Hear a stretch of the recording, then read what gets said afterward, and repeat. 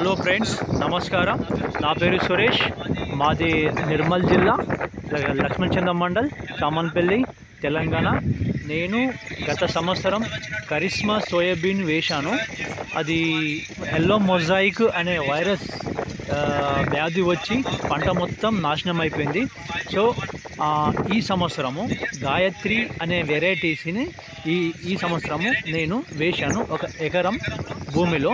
So దీని ప్రత్యేకత ఏంటంటే ఆ ఎల్లో మొజాయిక్ అనే వ్యాధిని సమర్థవంతంగా తట్టుకొని మంచి పంట, మనకు మంచి నాణ్యమైన దిగుబడిని ఇచ్చే విధంగా ఈ పంట ఉంటుంది. అలాగే మరి ఇప్పుడు ప్రజెంట్ దీన్ని చూసినట్లయితే ఎదుగుదల, అలాగే మంచి పూత కాత ఉంది. ఒకసారి మా పంట చేను చూడండి, చాలా ఏపుగా పెరిగింది.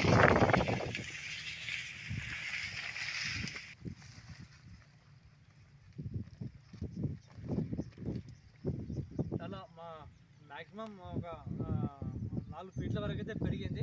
పర్వాలేదు, మంచి పంట. ఇట్లాంటి పంటను నేను ఎప్పుడు చూడలే. ఇదివరకు మేము కరిష్మా సోయాబీన్ పండించే వాళ్ళము.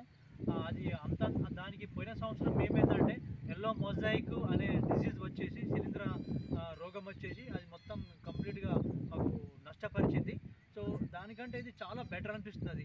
ఎందుకంటే ఇది మంచి పెరుగుదల ఉంది, మంచి పూత వచ్చింది, మంచి కాత వచ్చింది. సో మంచి పంట వచ్చేసింది. గాయత్రి సురాజ్ వారి గాయత్రి సోయాబీన్ అని, ఇది గుజరాత్, ఇది కంపెనీ. ఇది 25 kgs బ్యాగ్ పర్ ఎకరానికి వచ్చేసి. సో దీని ప్రైస్ వచ్చేసి 3500. సో మాకైతే చాలా మంచిగా అనిపించింది. సో మీరు కూడా ఒకసారి మా